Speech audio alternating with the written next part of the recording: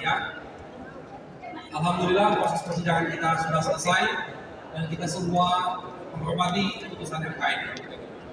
Kami dari kuasa hukum 01 bersyukur alhamdulillah ternyata di MK ini masih ada 3 hakim yang betul-betul menunjukkan kenegarawanan. Jadi tadi kalau kita simak putusan dissenting opinion dari 3 hakim tersebut betul-betul luar biasa, kajiannya dalam sekali, dan itu menunjukkan bahwa apa yang kita dalilkan selama ini sama pemikirannya dengan para hakim tersebut. Dan yang kedua adalah kalau selama ini selalu jadi perdebatan tentang Mahkamah Konstitusi berwenang atau tidak, seperti yang dilakukan eksepsi oleh pihak terkait, ternyata hari ini 88 hakimnya memutuskan bahwa Mahkamah Konstitusi itu berwenang. Jadi Mahkamah Konstitusi itu betul-betul berwenang sesuai dengan apa yang kami dalilkan. Tidak hanya menjadi mahkamah kalkulator dan hanya hitung-hitungan angka. Nah, kaitan dengan 5 hakim yang agak berbeda terhadap pokok permohonan, kami membuat beberapa catatan. Nanti akan kami jelaskan secara bergantian. Yaitu pertama, bahwa setiap rekomendasi dari 5 hakim tersebut selalu ada yang direkomendasikan, yang disimpulkan. Contoh misalnya, Mahkamah Konstitusi menegaskan bahwa telah terjadi pelanggaran etik oleh Presiden Jokowi. Ya. Lalu Mahkamah Konstitusi juga menegaskan bahwa Bawaslu ke depannya jangan lagi bertindak yang seperti saat ini, hanya prosedural, tidak menanggapi laporan-laporan.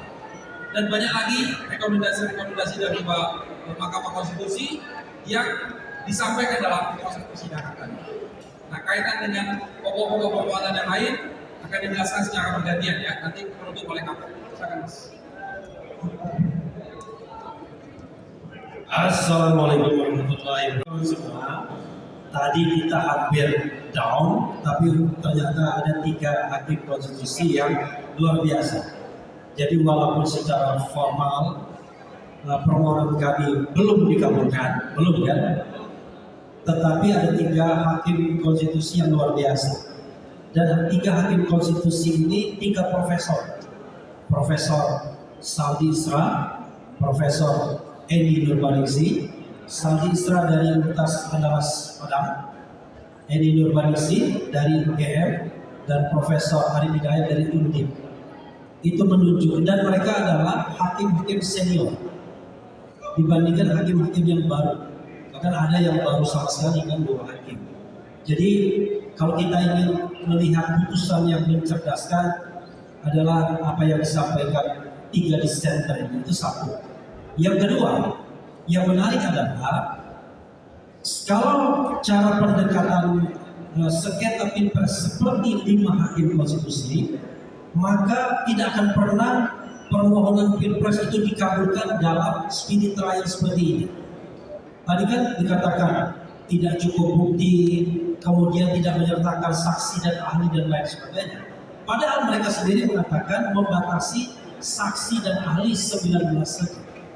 Jadi kan tidak mungkin, dan itu cuma diberikan waktu 1 hari untuk membuktikan. Sementara dalam pemaparan mereka kemudian bicara hal-hal yang detail satu-satu dan menuntut pembuktian yang lebih.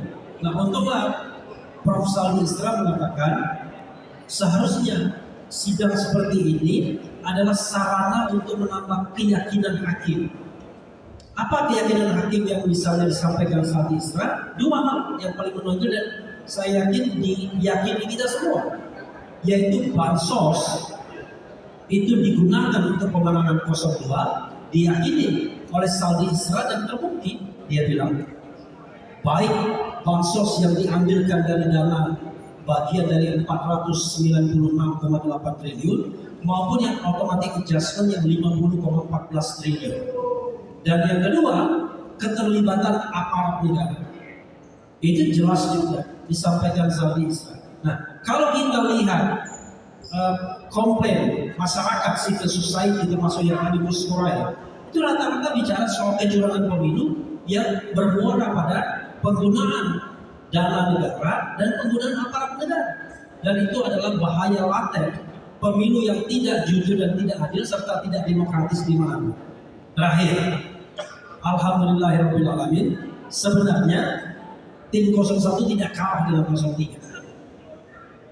Justru kami menang. Semua dalil yang mereka ajukan itu ditolak, yang mengatakan bahwa Mahkamah Konstitusi hanya 02, Mahkamah hitung-hitungan, 02 ya, Mahkamah hitung-hitungan dengan 6 ahlinya. Ternyata mereka ditolak, termasuk juga eksepsi mereka ditolak. Nah, cuma kita dikalahkan oleh 5 hakim konstitusi yang menganggap yang apa yang kita sampaikan belum cukup. Itu saja, dan kami terus berbahagia dan berbangga dan mudah-mudahan demokrasi kita hidup. Yang pertama, saya mungkin asumsi seandainya Ketua Mahkamah Konstitusi Pak Soeharto masih berpihak dan berpijak pada dissentingnya pada putusan nomor 90, maka dipastikan permohonan kami ditolak. Karena posisinya kan dibatalkan. Ya kan? Salah satu dalil yang kami ajukan itu berkaitan dengan apa yang disebut dengan prosedur pendaftaran. Bila saja dissenting opinion dalam putusan 90 masih dijadikan basis dan dasar untuk memutus permohonan sengketa pilpres ini, dipastikan permohonan dari 01 dan 03 akan dikabulkan. Ini pergeseran. Nah, ini soal sifat-sifat kedalaman. Apakah pergeseran ini karena memang value atau tekanan? Saya tidak bisa memastikan. Itu yang pertama ya. Yang kedua yang menarik. Teman-teman, tidak pernah ada dalam sejarah sengketa pilpres di Indonesia ada dissenting opinion, tidak pernah. 2004, 2009, 2014, never. Jadi hari ini ada 3 hakim konstitusi yang membuat dissenting opinion. Maka hakim konstitusi ini sedang menulis peradaban demokrasi di Indonesia. Dia sedang menulis sejarah demokrasi di Indonesia. Sehingga kepadanya harus diapresiasi. Salam takzim dari kami. Mahkamah Konstitusi marwahnya dijaga melalui proses dissenting opinion. Menurutnya, nyala obor demokrasi dihidupkan untuk menutupi nokta dalam kanvas hitam demokrasi. Ini pernyataannya. Jadi poin yang kedua itu yang paling menarik adalah terus yang ketiga, dissenting opinion itu menyatakan perlu dilakukan pemilihan suara ulang, pemungutan suara ulang. Bukan ada 8. Saya sebut ya supaya nggak lupa ya. Sumatera Utara, Jakarta, Jawa Barat, Jawa Tengah, Jawa Timur, Bali, Kalimantan Barat, dan Sulawesi Selatan.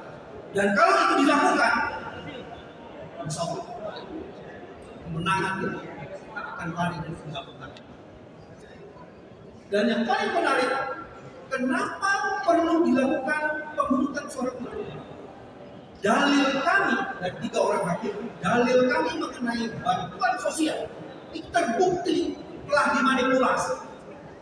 Dan dalil kami mengenai adanya mobilisasi penyelenggara dan aparat negara, sehingga kemudian independensi mereka tercederai, itu juga terbukti menurut Prof. Sandi dan Prof. Emil.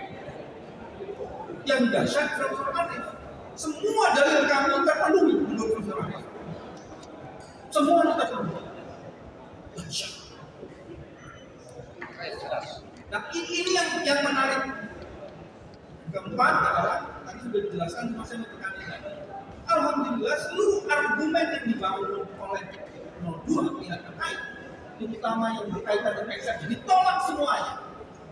Dan teman-teman bisa melihat seluruh pertarungan gagasan yang dirumuskan dalam putusan itu berkaitan dengan dalil kami, tidak ada dengan dalil mereka. Jadi artinya dalil-dalil yang diajukan memang perlu dibahas satu persatu. Yang kelima, ternyata ada cukup banyak catatan di mana Mahkamah Konstitusi tidak masuk dalam perdebatan yang mereka membuat catatan. Disebutkan bahwa Bawaslu tidak bisa menjalankan fungsinya secara optimal karena undang-undang tidak mengatur secara detail. Harusnya dalam posisi ini karena terjadi pelanggaran konstitusional, Mahkamah masuk untuk take over proses itu dan mengadili sendiri. Tapi Mahkamah belum cukup berani untuk mengadili perkara-perkara atau masalah-masalah yang belum cukup diatur. Salah satu yang paling menarik, Presiden Jokowi dalam sebuah pernyataannya disebutkan harusnya punya kerelaan untuk tidak menggunakan kebijakannya, aktivitas dan program-programnya yang bisa diasosiasikan bagi kepentingan calon yang memang tidak bela. Cuma kemudian aturannya itu di mana? Seharusnya karena ini adalah forum konstitusional, ada pelanggaran value of the constitution, terutama pasal 22 ayat 1, maka Mahkamah harus masuk ke situ. Saya mau tutup, itu sebabnya palu emas yang harus diputuskan tidak terjadi seperti yang amicus curiae. Yang terjadi adalah palu bedak.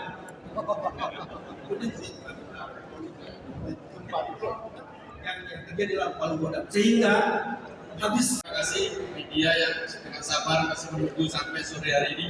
Yang kita mulai sidang dari jam 9 pagi sampai jam setengah 4. Kalau saya lihat di dalam ruang sidang, pertama saya merasa bangga dan apresiasi khususnya kepada 3 hakim konstitusi yang punya dissenting opinion. Jadi kalau istilahnya kita ada 8 hakim konstitusi, kita itu menangnya 3. Jadi kita bukan kalah, menangnya 3, yang 5 biasa. Ya kira-kira begitu. Kemudian dari semua permohonan kita dibahas satu persatu dengan detail. Ini menunjukkan tim hukum nasional sangat profesional. Ya, sekali lagi saya apresiasi kepada tim hukum nasional, ada Pak Ari, ada Pak Refli, Pak BB, Pak Yani, dan yang lain-lain. Saya terus terang bangga dengan apa yang disampaikan dalam persidangan MK ini. Mudah-mudahan ke depan masih ada harapan, ya. Karena dengan melihat perkembangan 3 hakim konstitusi ini bisa membuat dissenting opinion dan menerima permohonan kita, insya Allah berikutnya ada tambahan lagi. Dan jangan putus harapan, saya yakin perjuangan masih belum berakhir. Kita terus berjuang untuk menegakkan keadilan. Terima kasih.